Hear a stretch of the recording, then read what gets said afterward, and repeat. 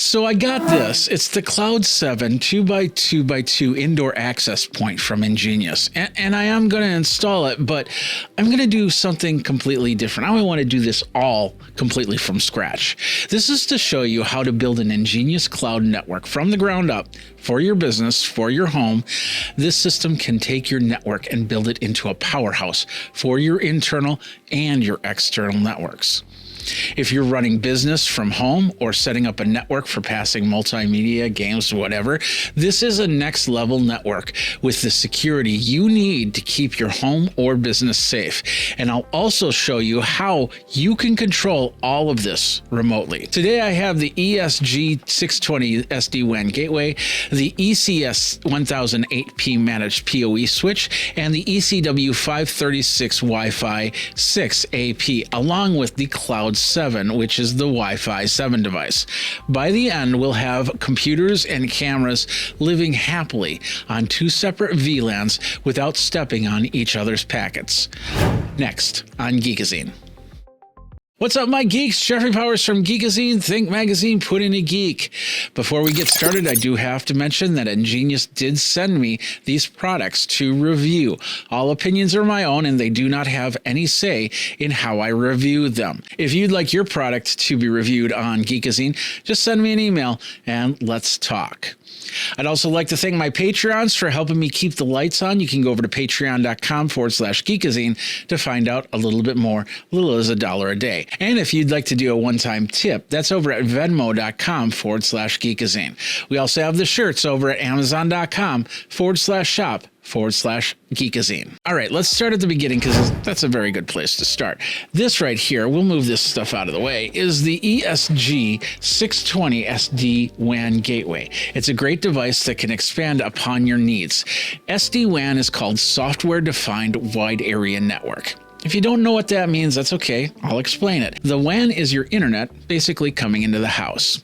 And the LAN is what you're connecting to personal devices. And in between, there's a gateway. The best part about this gateway is you can actually connect two or more internet service providers, have them come into this box and filter all the traffic. It does not give faster internet, but what it will do is it'll allow you to segment what's going where. For example, if you had two internet connections coming in, one could be set up for business and the other one could be set up for home use.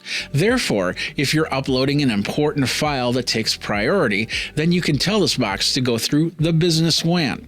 The kids are watching streaming TV or playing games, you can tell the gateway that all Xbox, PlayStation, Nintendo games, or any streaming services should be going through WAN number 2.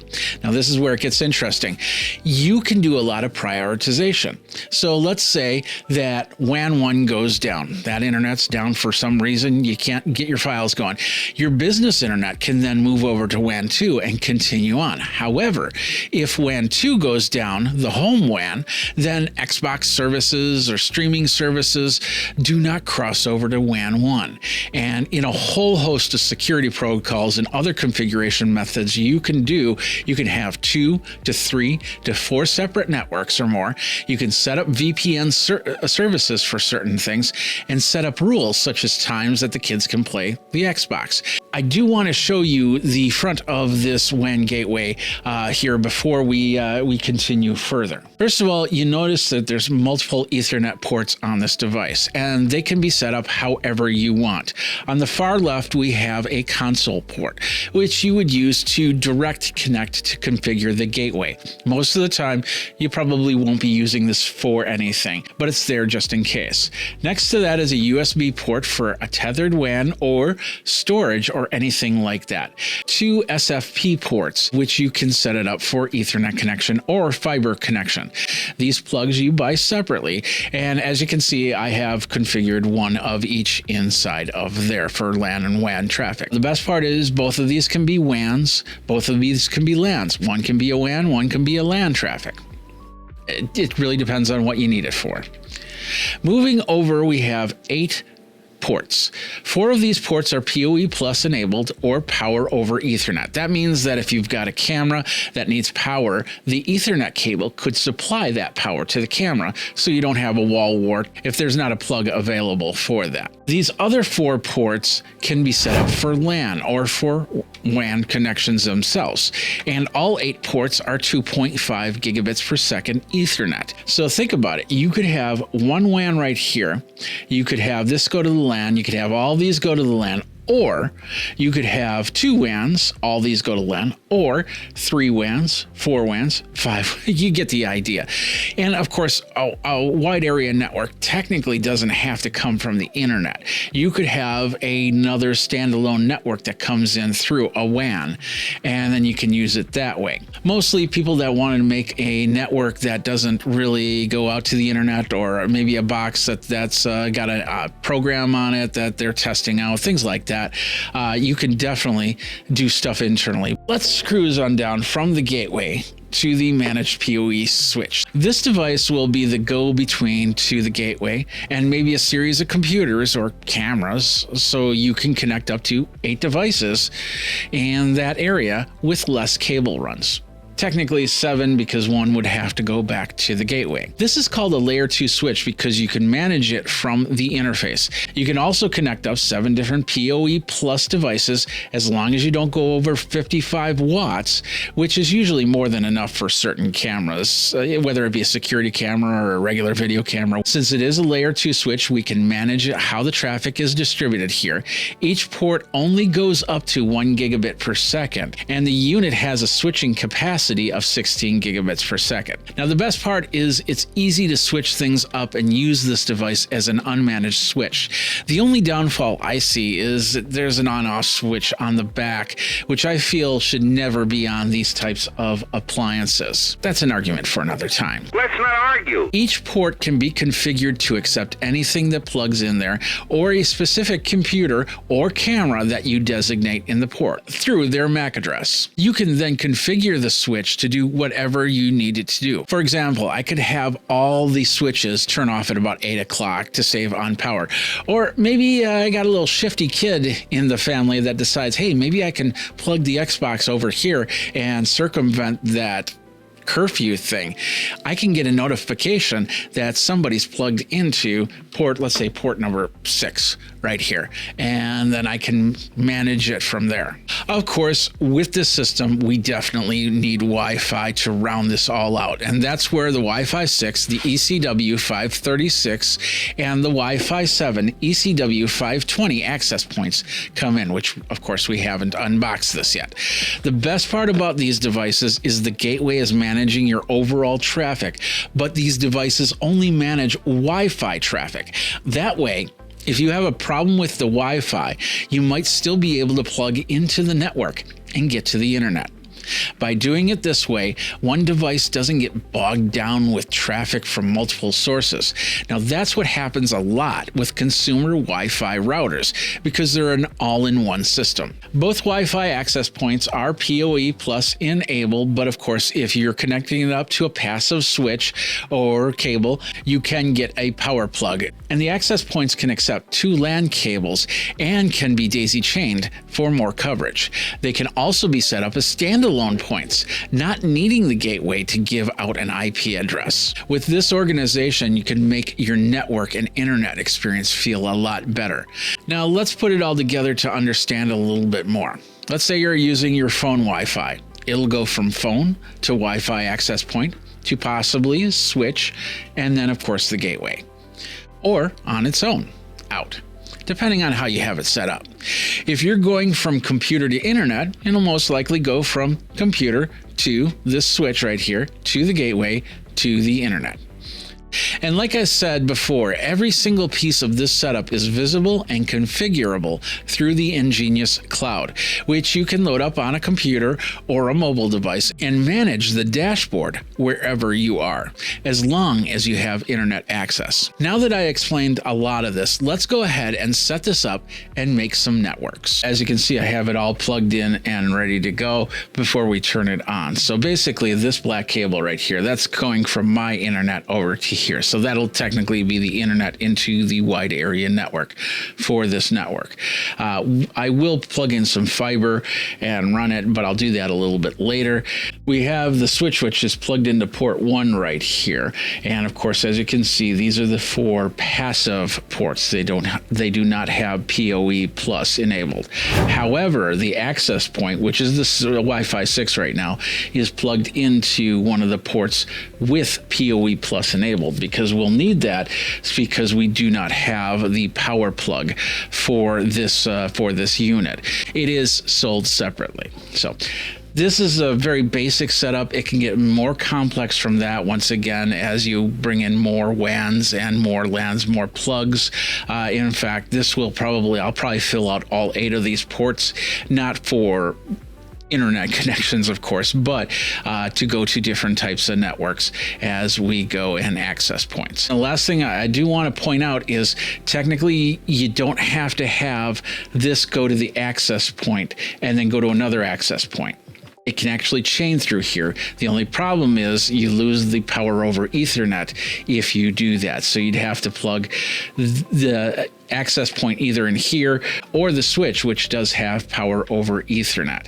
You can use other types of switches as long as they have all those features to them. So it doesn't have to be plugged into the gateway. It can be plugged into here or another switch, depending on how you have your network set up. Really quick, let's show you what we get inside of the Wi-Fi 7 router here from EnGenius. So we'll open up the box, we'll pull out the container, and that's what we've got right there. We'll switch over here. So it's we've got some basic quick start guides and mobile apps. This unit looks a little bit smaller than that Wi-Fi 6 unit, which is great. In here, we have place to put it onto a wall or ceiling, as you can see with the hooks. Now, it's interesting as we only have one LAN port. We've got a reset button right here, and then of course the DC power over here. So that's different from the Wi-Fi 6, which actually has 2 LAN ports for chaining, which is interesting, or for 2 different LANs if you needed to. Up on top, we have an LED light that tells us if the unit is active, and it'll do a series of flashes in different colors if we're not connected, or if we're connected, or if there's a problem of some sort. And inside the box, we have a mounting system for you to put it onto a ceiling or a wall or something like that. And then of course some mounting screws. Notice, like I said, we do not have a power plug, but you can get a DC 12 volt power plug for right here if you need it.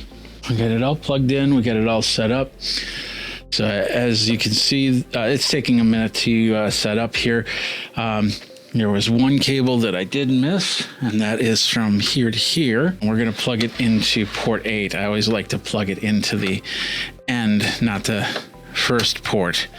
But it's really dependent on how you have things set up, because you could do it in multiple different ways. Everything's starting up. You can see flashing lights over here. I have a feeling we'll probably have a firmware update coming through this one. Let's flip this around so you can see the light a little bit better.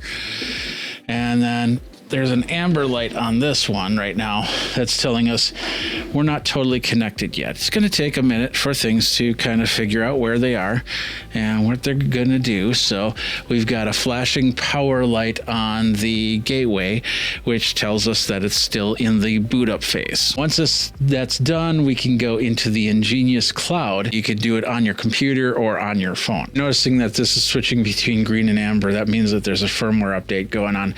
I had plugged it into here, but I forgot that I actually had this gateway set up. So this is the primary WAN right here for now. I was going to switch it over to here once I got that all connected up. But we've got the switch down here that's ready to go. I got to still plug in a computer.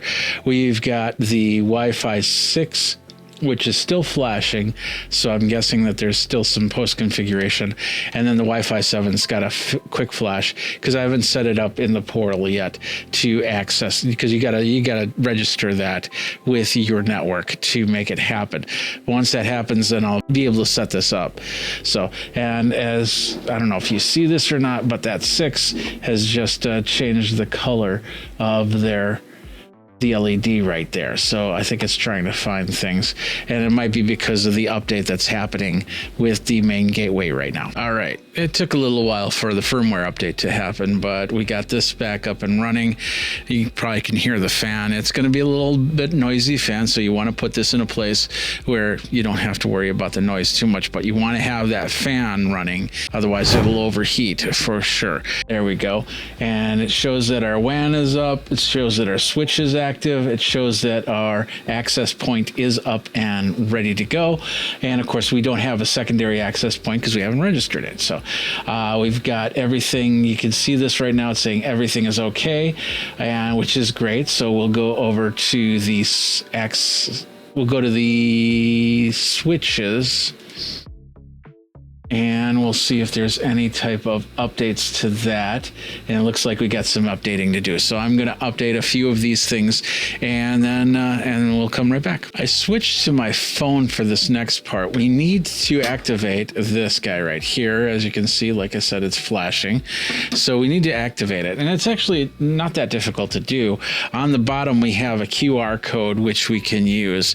So I'm going to use my mobile device to log into. That's the EnGenius To Go app right there that can tell me everything that I need to do. So we're gonna create our new access point. So we go back to the main dashboard. There's a little plus button down here. We're gonna hit plus, and we're gonna choose register device. And then once again, it's like I said, it's gonna look for that QR code. So it'll bring up the camera. We'll just point it at the QR code. Let it focus in. There we go. And it found the device. So we'll go ahead and hit register, and we'll rename the device to, we'll just go Wi-Fi 7 right now. And then we'll assign to the network, which is my main network. And then finish the setup and finish. Now, in a couple seconds, this should stop flashing green, as it will have registered it and set it all up. And right here, we've got a firmware update that's going on here. There was a firmware update that was going on the switch. And of course, the gateway, we did the firmware update as well. This just turned blue, which means that we're now discovering the device. And if we go over here, I called up the page for Wi-Fi 7. It's still trying to figure out its configuration. It says out of date here. That will update, and it updates on its own. And then once that happens, then we might have a firmware update to do. But as you can see, we've got an LED blinking. We could actually click that and change that. We could turn off the LED light simply by pressing here, but I think that's locked. Yep, let's unlock that. There we go. If we unlock this, then eventually this right here, this little LED light will turn itself off soon. And of course, we'll let that sit, because it's going to take a minute for that to do anything. But right now, it's just trying to figure out the network. And there it goes. Now we refresh the page. We've got an update available. We've got a green light flashing on our Wi-Fi 7. So we're going to go ahead and do the update to get this all up to date. As you can see, we go into another page where we can hit the upgrade now, but we can do a lot more. Like we've got the maintenance window, so we could turn this thing off at certain times, turn it back on at certain times. You get the idea. We could set up advanced settings. From here, we could also check out, try the new trial firmwares if you want to test out, and then you can freeze the firmware version. But we're going to hit the upgrade now, and we're going to let that go through the update. So this is on the EnGenius Cloud. You can look at it on the desktop, or you can look at it on your app on your phone if you wanted to. And as you can see, it shows that we've got everything seems to be online. Everything is okay. It says right there.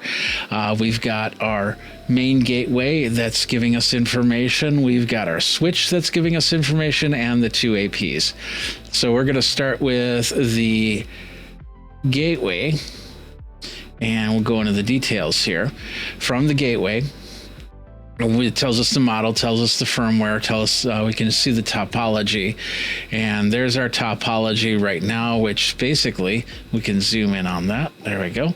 So we've got the gateway right here. We've got the switch, and then of course the two Wi-Fis. I could actually switch or move one of the APs over to the switch, and then that topology will change from there. But this is what we've got right now, and we're not seeing any IPs. If we hover over it, we'll see MAC addresses and IP addresses from there. So we'll come back here. We can tell, I could find out, moved everything, the main WAN, over to the far SFP port right here.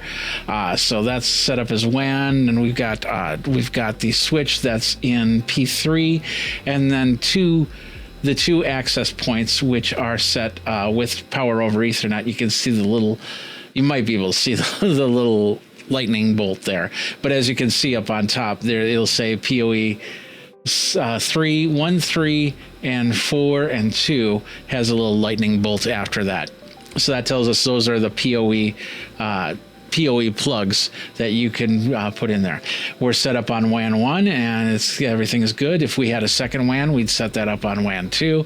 And then, of course, we're checking some of our stats right here. And that's all through the gateway that we just set up. Let's go over to the switch. We've got two ports, both in PoE mode. This is a managed switch, like I said, which is really cool. So we'll do a little test here. So here it is. We've got the switch right here. I've put a PTZ camera in right here, and then of course this goes to the gateway. So we're going to turn off this switch through the software, and by doing that we can scroll down here. We can take a look at all the information, but we want to do a system configuration. We'll go over here, we'll go over to the ports, and now we can configure all our ports. So the PTZ camera is in port 1. As you can see, it's PoE enabled. We're going to go over here. We're going to check on that box, and we're going to hit configure, and then that's going to bring a whole bunch of options here. The one option we're looking for is PoE.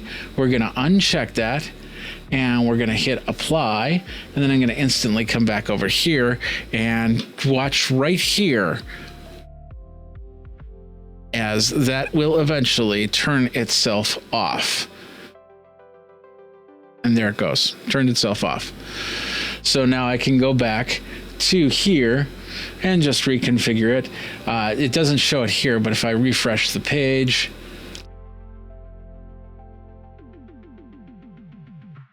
yeah, in a couple seconds, it'll show that this is turned off. But the green is also telling us that we're 1 gig ports. If this was 2.5, it'd be a brighter. And then if we had a 5 gig port and a 10 gig port, you'd see different colors there. So let's go ahead and turn this back on. So we'll go over to ports. We'll go to 1. And we will go configure. Turn that back on. We'll hit apply. Come back over here. And in a couple seconds, there it goes. It's not lit, but the camera just kicked in from there, so I know that it's on. This will start showing lights once that finalizes its configuration. It's as simple as that. And of course, it took a few seconds to turn that back on, but it really depends on the type of internet connection that you have and how it talks back and forth with the EnGenius Cloud. So it could be a little bit faster, it could be a little bit slower in some areas. So let's come back over here. We can also configure our VLANs if we want into the switch, and we can also set up mirrors and link aggregations, and of course check out the PoE schedule, so we could turn on and off that PoE as we wanted to. And then of course here's the full summary of that switch alone. Now it does say up here, out of date. It's going to catalog on its own. We can check our logs. And of course there's going to be nothing, not too much here, but looks like, yeah, we've got some information talking about the system booting up, and firmware was updated, and so that's on the Wi-Fi 6. We can do a few different things, like for instance, we could actually turn off that LED light that's blinking right now. And we could check out our historical clients who has connect it up to this and everything like that. But that's basically the summary. We can set up the 2.4 gigahertz, the 5 gigahertz, and the 6 gigahertz wireless on this one. And then, of course, we can come back. We can check out that Wi-Fi 7 now, bring that in. That says that it's up to date, so we're good on that. And of course, we can check everything else. It's on my it's on my SSID, so that's good. And then we can set up different IP addressing, mesh if we want it as a mesh, if we want if we want the 2.4 gigahertz radio, if we want the 5 gigahertz radio, and we want to change that information, like maybe we need to change the power from 17 dBm to something else. Normally you don't need to touch that, so I'll leave that be. And if you have any questions, right down here on the bottom corner, that's the EnGenius help, and they'll answer almost any question that pertains to this, of course. So, but anyway, we have our Wi-Fi's. Everything seems to be set up here. We'll go back to the dashboard. Everything's okay. We can start passing through some information. Right now, the only thing I have hooked up to it is a PTZ camera, so I could hook a couple computers up to this thing and run the network from here. Of course, I'm going to not run it on my desk. I'm going to have to disconnect it and move it back over to where it was. But the whole point is that now we've got a network going. A couple weeks later, it's been a couple weeks that I've actually been using the EnGenius Cloud, and of course all the devices there, and so far so good. I hooked up my cameras, I hooked up all my computers, hooked up the Wi-Fi. I basically didn't change much, so all my devices went to the exact same Wi-Fi SSID and password, and then they connected up just fine. A little bit of quirks on the first day, but of course that's to be expected with any network that you're changing out or resetting or anything like that. I want to show you one more thing before we get into the pros and cons. When you connect up to the router settings and you're doing it from the desktop, you go to the web page, this is what you're going to get. It basically gives you the device status and the local settings. There's not much you can change there. Of course, you can change your WAN so you can connect up, but for the most part, these are the two settings that you have when it comes to that specific gateway. If you need something that doesn't have to access the cloud to get everything set up, then this might not be the gateway for you. I still am not really big fan of not being able to do any type of control when my network is off. Maybe I'm working on something and my internet provider goes down or whatever. I have no way to check IP addresses or do any type of configuration until that internet page comes up. Once again, that's basically the gateway. If you need something that has that functionality, EnGenius does have certain gateways that will allow you to connect up without having to have the cloud access. And then once you get that cloud access, let's say your internet gets restored, then it might take a little while for the gateway to connect up with the cloud and you to make any changes. So in fact, when I connected this up after I plugged everything back in, it took a good 5 to 10 minutes before the gateway was finally talking to the internet. So, and of course, that's going to depend on where you're living, what type of internet access and everything like that. If you're running 2 to 3 internet providers into there, keep in mind, that's not going to make much difference. If you have to reboot that machine, it's still got to go out. It's still got to find the cloud. It might do it a little bit faster, but there's no guarantee on that. That 2.5 gigabit per second network is really a nice advancement. In fact, since I've had switches that did 2.5 and I had computers that did 2.5, now to have that gateway put in there is just a helpful thing. Plus, I have some PoE ports over here, so I could actually switch my cameras around a little bit better in the studio. You got to keep in mind that that fan will spin up and you might hear it go woo every now and then, and you know that it's working, but it is a louder fan. So in my situation where I'm actually doing a video down here, I would want to put this in an area where I couldn't hear that, because if I can hear it, the microphone picks it up. Bottom line, being able to configure it from the web page, being able to configure it from my phone are two great advantages. And of course, if I'm not here in the office and I need to fix something and I'm on my phone, maybe in an airport waiting for TSA lines to get through, I can actually make the changes there and it affects this network. So I'm still always in some sort of control, which is awesome. Plus, I can configure a whole bunch of things like VPN access, like security protocol access, like putting on DNS or anything like that. I have the ability to do that from phone or from computer. So let me ask you something. Do you have an EnGenius network? Let me know down in the comments below. And if you got any questions, feel free to ask me over at Geekazine.com or YouTube.com/Geekazine, where you can like, subscribe, hit that bell notification so you know when the next video comes out. Until next time, my name is Jeffrey Powers. Thanks a lot for watching. You guys geek out and stay connected with EnGenius.